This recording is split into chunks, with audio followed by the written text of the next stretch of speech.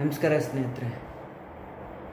ಈ ವಿಡಿಯೋ ಯಾವುದೇ ವ್ಯಕ್ತಿಯ ವಿರುದ್ಧ ಹಾಗೂ ಪರವಾಗಿ ಹಾಗೂ ರಾಜಕೀಯ ಪಕ್ಷದ ವಿರೋಧ ಆಗಿ ಪರವಾಗಿ ಹಾಗೆ ಸಂಘ ಸಂಸ್ಥೆಗಳ ಅವರ ವಿಷಯದ ಪರವಾಗಿ ಹಾಗೂ ವಿರೋಧವಾಗಿ ಅಲ್ಲ. ಇದು ಕೇವಲ ನನ್ನ ಮನದ ಮಾತು ನಿಮ್ಮ ಹತ್ರ ಹಂಚ್ಕೊಳ್ಬೇಕಂತ ಇದ್ದೀನಿ. ನಾನು ಏನು ವಿಷಯಗಳನ್ನು ತಿಳಿದುಕೊಂಡಿದ್ದೀನಿ ಅದನ್ನು ಮಾತ್ರ ನಾನು ಮಾತಾಡೋದಕ್ಕೆ ಇಷ್ಟಪಡ್ತೀನಿ. ನಾನು ಯಾವುದೇ ವಾಟ್ಸಪ್ ಯೂನಿವರ್ಸಿಟಿಯಲ್ಲಿ ತಿಳ್ಕೊಂಡು ಅರ್ಧಂಬರ್ಧಂ ವಿಷಯನ ತಿಳ್ಕೊಂಡು ನಾನು ಮಾತಾಡ್ತಿಲ್ಲ. ಹಾಗಾಗಿ ನನ್ನ ಈ ವಿಡಿಯೋದ ಸ್ಪಷ್ಟೀಕರಣ ನಿಮಗೆ ಕೊಡಬೇಕಾಗಿ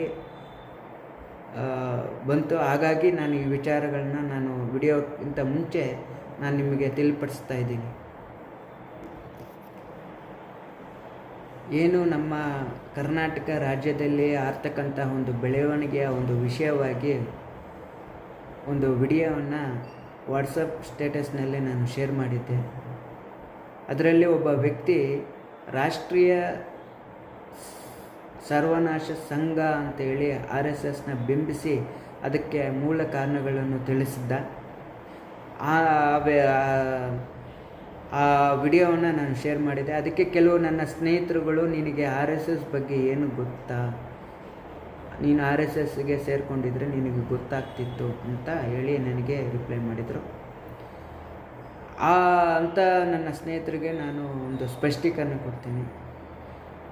2001ರಲ್ಲಿ ನಾನು ಕೂಡ RSS ಕಾರ್ಯಕರ್ತನಾಗಿದ್ದೆ.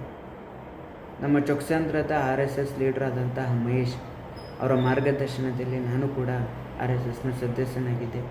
ಅದೇ ವರ್ಷ ನಾಗವಾರ ಗ್ರೌಂಡಲ್ಲಿ, ದೊಡ್ಡ ಗ್ರೌಂಡಲ್ಲಿ ಇಡೀ ಕರ್ನಾಟಕ, ಇಡೀ ಭಾರತ ದೇಶದ RSS ಕಾರ್ಯಕರ್ತರೆಲ್ಲರೂ ಸೇರ್ಕೊಂಡಿರ್ತಾರೆ. ಬೈಟೆಕ್ ಕಾರ್ಯಕ್ರಮದಲ್ಲಿ 1 ವಾರ ಭಾಗವಹಿಸಿದ್ದೀನಿ. ಅದರಲ್ಲಿ ನಮ್ಮ ಸನ್ಮಾನ್ಯ ಶ್ರೀ ವಿರೋಧ ಪಕ್ಷದ ನಾಯಕರಾದಂತಹ ಆರ್ ಅಶೋಕ್, ಸುರೇಶ್ ಕುಮಾರ್, ಹೀಗೆ ಹಲವಾರು BJP ಮುಖಂಡರುಗಳು ಇದ್ದರು. ನಾನು ಕೂಡ ಇದರಲ್ಲಿ ಬೈಟೆಕ್ನಲ್ಲಿ ಭಾಗವಹಿಸಿದ್ದೆ. ಅದರಲ್ಲಿ ಬೈಟೆಕ್ನ ವಿಚಾರದಲ್ಲಿ ಅವರು ಕೇವಲ ನಮ್ಮ ಹಿಂದೂ ಸಂಸ್ಕೃತಿ ಬಗ್ಗೆನೇ ಮಾತಾಡಿದ್ರು. ನಮಗೆ ಅನ್ಯಾಯ ಆಗ್ತಿದೆ, ಮುಸ್ಲಿಮ್ಸ್ ಅವರು ಈ ಥರ ಮಾಡ್ತಾರೆ, ಕ್ರಿಶ್ಚಿಯಾನಿಟಿಯವರು ಈ ಥರ ಮಾಡ್ತಿದ್ದಾರೆ ಅನ್ನೋ ಒಂದು ಬಿಟ್ಟರೆ ಅಲ್ಲಿ ಬೇರೆ ಏನು ವಿಚಾರಗಳು ಮುಂದೆ ಒಳ್ಳೆಯ ವಿಚಾರಗಳು ಅಲ್ಲಿ ಏನು ಮಾತಾಡಿಲ್ಲ. ಕೇವಲ ಹಿಂದೂ ಅನ್ನೋ ವಿಚಾರನೇ ನನ್ನ ಇದರಲ್ಲಿ ಇತ್ತು. ಹಾಗಾಗಿ ನಾನು ಸುಮಾರು ಒಂದು 6 ತಿಂಗಳು RSSನ ಇದರಲ್ಲಿ ಇದ್ದು, ತದನಂತರ ನನ್ನ ವೈಯಕ್ತಿಕ ವಿಚಾರಗಳಿಗೆ ಹಾಗೆ ನನ್ನ ಒಂದು ವಿಚಾರಗಳಿಗೆ ನಾನು RSSನ ಸಂಘ ಬಿಟ್ಟು ಬರಬೇಕಾಗಿ ಬಂತು. ಅದ್ರ ಬಗ್ಗೆ ನಾನು ಅಷ್ಟು ತಲೆ ಕೆಡಿಸ್ಕೊಂಡಿಲ್ಲ. ಇಲ್ಲಿ ಏನಾಗಿದೆ ಅಂದರೆ, ನನ್ನ ಒಂದು ವಿಚಾರ, ನಾನು ಈ RSSಯಿಂದ ನಮ್ಮ ದೇಶಕ್ಕೆ ಯಾವುದೇ ರೀತಿಯಾದಂಥ ಕೊಡುಗೆ ಇಲ್ಲ. ಫಸ್ಟ್ ಆಫ್ ಆಲ್ ನಾನು ಹೇಳೋದಕ್ಕೆ ಇಷ್ಟಪಡ್ತಾ ಇದ್ದೀನಿ. ಇವರ ಅಜೆಂಡಾ ಬಂದು ಹಿಂದೂ, ಮುಸ್ಲಿಮ್ಸ್, ಕ್ರಿಶ್ಚಿಯಾನಿಟಿ ಈ ಥರ ಒಂದು ಮೈಂಡ್ಸೆಟ್ಟಲ್ಲಿ ಇರ್ತಕ್ಕಂಥ ಒಂದು ಸಂಘ. ಈ ಸಂಘಕ್ಕೆ BJP ಅನ್ನೋ ಪಕ್ಷ ಸಪೋರ್ಟ್ ಮಾಡ್ತಾರೆ.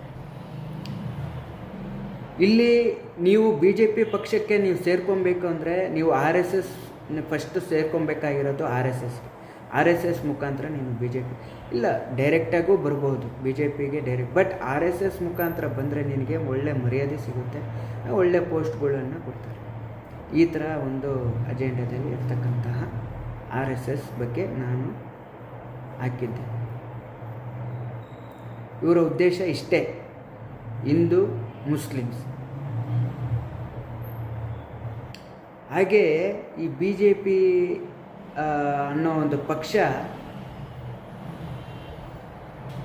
ಈ ನಮ್ಮ ಇಡೀ ದೇಶದಲ್ಲೇ, ನಮ್ಮ ಕರ್ನಾಟಕ ರಾಜಕೀಯ ಹಾಳಾಗೋದಕ್ಕೂ, ಭಾರತ ರಾಜಕಾರಣ ಒಂದು ಹಾಳಾಗೋದಕ್ಕೆ ಮೂಲ ಕಾರಣ BJP ಅಂತ ನಾನು ಹೇಳೋದಕ್ಕೆ ಇಷ್ಟಪಡ್ತೀನಿ. ಏಕೆಂದರೆ ಒಂದು ಕೆಟ್ಟ ಸಂಸ್ಕೃತಿಯನ್ನು ತಂದಿದ್ದು ಇವರೇ, ಅದು ಬೇರೆ ಏನೂ ಅಲ್ಲ.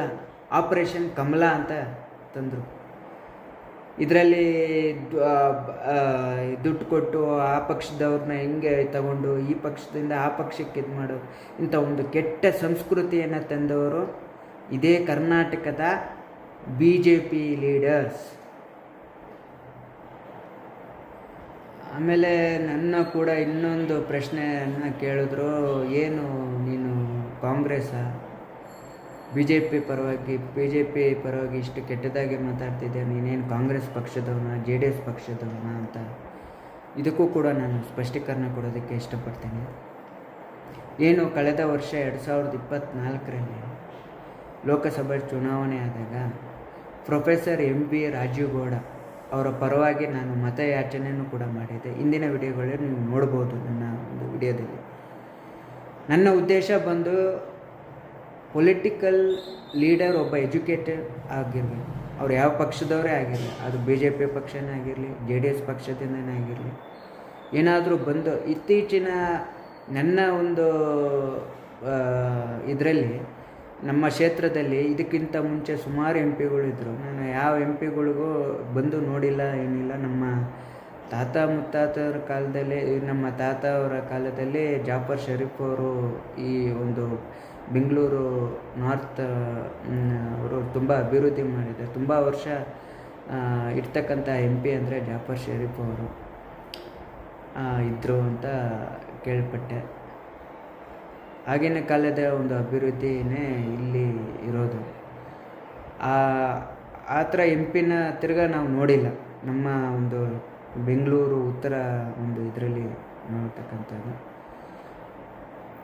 ಹಾಗಾಗಿ ನಾನು ಆಗಿನ ಒಂದು ಚುನಾವಣೆಯಲ್ಲಿ ನಾನು ಸುಮಾರು ಒಂದು 15 ಕ್ಯಾಂಡಿಡೇಟ್ ನೋಡಿದೆ. ಎಲ್ಲರ ಹೆಸರನ್ನು ನಾನು ಗಮನಿಸಿದೆ, ಯಾರಿಗೆ ಸಪೋರ್ಟ್ ಮಾಡೋಣ ಅಂತ. ಅದರಲ್ಲಿ ಪ್ರೊಫೆಸರ್ MB ರಾಜೀವ್ಗೌಡ ಬಗ್ಗೆ ತಿಳ್ಕೊಂಡೆ. ಒಳ್ಳೆ ಕ್ಯಾಂಡಿಡೇಟು, ಒಳ್ಳೆ ಎಜುಕೇಷನ್ ಅಂತ.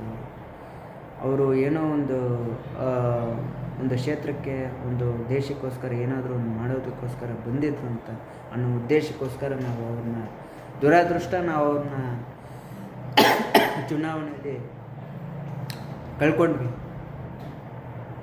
ಶೋಭಾ ಕರಂದ್ಲಾಜೆ ಅವರು ಬಂದರು, ಅವರ ಕಾಂಟ್ರಿಬ್ಯೂಷನ್ ಏನೂ ಇಲ್ಲ. ಇನ್ನು ನಮ್ಮ MLA ಬಗ್ಗೆ ಹೇಳಬೇಕಾ, ನಮ್ಮ ಕ್ಷೇತ್ರದ MLA ಬಗ್ಗೆ, ಅವರ ಬಗ್ಗೆ ನಾನು ಮುಂದಿನ ವಿಡಿಯೋಗಳಲ್ಲಿ ನಿಮಗೆ ತಿಳಿಸೋಕ್ಕೆ ನಾನು ಇಷ್ಟಪಡ್ತೀನಿ. ಯಾಕಂದರೆ ಅವ್ರ ಬಗ್ಗೆ ತುಂಬ ಮಾತಾಡೋದಿದೆ. ಎಕ್ಸಾಂಪಲ್, ಅವರು ಇವಾಗ ರೋಡಿನ ವ್ಯವಸ್ಥೆ ಏನಿಲ್ಲ. ಅವರು ಈ ವರ್ಷ ಇದೊಂದು ಟರ್ಮ್ ಕಂಪ್ಲೀಟ್ ಮಾಡಿದ್ರೆ 15 ವರ್ಷ ಮಾಡ್ತಕ್ಕಂಥ ಸಾಧನೆ ಬಿಟ್ಟರೆ ಅವ್ರದ್ದು ಏನು ಕಾಂಟ್ರಿಬ್ಯೂಷನ್ ಇಲ್ಲ. ನಮ್ಮ ನಾಗಮ್ಮ ಬಡಾವಣೆಗಂತೂ ಅವರು 15 ವರ್ಷ ಆಯಿತು ಇಲ್ಲಿ ಬಂದು. ಏನು ಅಭಿವೃದ್ಧಿ ಆಗಿದೆ ಏನು ಅಂತ ನೋಡೋರಲ್ಲ.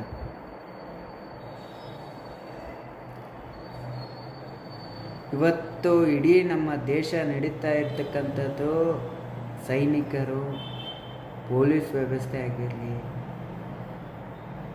ಎಲ್ಲರಿಗೂ ಗೊತ್ತು. ಇವತ್ತು ನಮ್ಮ ದೇಶ ಒಂದು ಒಳ್ಳೆ ರೀತಿಯಲ್ಲಿ ಇದೆ ಅಂದರೆ ಇವರುಗಳೇ ಮೇನ್ ಕಾರಣ. ಸೈನಿಕರು, ರೈತರು, ಪೊಲೀಸು ಸಿಸ್ಟಮ್. ಯಾಕಂದರೆ ಇವ್ರಿಗೆಲ್ಲ ಒಂದು ಎಜುಕೇಷನ್ ಕೊಟ್ಟು ಅವ್ರಿಗೆ ಎಲಿಜಿಬಿಲಿಟಿ ಆಗಬೇಕು. ಪೊಲೀಸವ್ರಿಗೆ ಎಲಿಜಿಬಿಲಿಟಿ, ಸೈನಿಕರಿಗೆ ಎಲಿಜಿಬಿಲಿಟಿ ಆಗಬೇಕಂದ್ರೆ ಅವರ ದೇಹನ ದಂಡನೆ ಮಾಡಿ ಒಳ್ಳೆ ಎಜುಕೇಷನ್ ಪಡೆದು ಅವರು ಎಲಿಜಿಬಲ್ ಆಗ್ತಾರೆ. ಈ ರಾಜಕೀಯ ನಾಯಕರುಗಳಿಗೆ ಏನೂ ಇಲ್ಲ. ಒಂದು ಮರ್ಡರು, ಒಂದು ರೇಪು, ಒಂದು 5-6 ಕೇಸ್ ಇದ್ದರೆ ಅವರು MLA candidate. It's eligible for MLA candidate and also MP. ಇವೇ ನೋಡ್ತಿದ್ದೀರ, ನಾನೇನು ನಿಮಗೆ ಹೇಳೋ ಅಂಥದ್ದು ಬೇಕಾಗಿಲ್ಲ. ಈ ಎಲ್ಲ ಸಿಸ್ಟಮ್ನ ನಾನು ಚೇಂಜ್ ಮಾಡೋಕ್ಕಾಗಲ್ಲ. ನಾನು ನಿಮ್ಮಂಗೆ ಕಾಯ್ತಾ ಇದ್ದೀನಿ. ಯಾರೋ ಒಬ್ಬರು ಬರ್ತಾರೆ, ಮಾಡ್ತಾರೆ, ಅಲ್ಲಿ ಗಂಟ ಕಾಯ್ತಾ ಇದ್ದೀನಿ. ನಾನು ಇರ್ತೀನೋ ಇಲ್ವೋ ಗೊತ್ತಿಲ್ಲ, ಬಟ್ ನಾವು ಕಾಯ್ತಾ ಇದ್ದೀವಿ. ಯಾರನ್ನ? ಕಲ್ಕಿನ. ಆ ಕಲ್ಕಿ ವಿಷ್ಣು ಕಲ್ಕಿ ಅವತಾರ ಎತ್ತಿ ಈ ದೇಶನ ಅಭಿವೃದ್ಧಿ ಮಾಡ್ತಾನೆ, ಈ ಪ್ರಪಂಚನ ಅಭಿವೃದ್ಧಿ ಮಾಡ್ತಾರೆ ಅನ್ನೋದನ್ನು ನಾವು ಕಾಯ್ತಾ ಇದ್ದೀವಿ. ಯಾಕೆ? ನಮ್ಮಲ್ಲೇ ಒಬ್ಬರನ್ನ ಕಲ್ಕಿನ ಹುಟ್ಟಾಕೋಕ್ಕಾಗಲ್ವಾ? ಇಲ್ಲ ನಾವೇ ಕಲ್ಕಿ ಆಗೋಕ್ಕಾಗಲ್ವಾ? ಈ ಎಲ್ಲ ಸಿಸ್ಟಮ್ ನಮಗೆಲ್ಲ ಗೊತ್ತಿದ್ದು ನಾವು ಮಾತಾಡೋಕ್ಕಾಗ್ತಾ ಇಲ್ವಾ?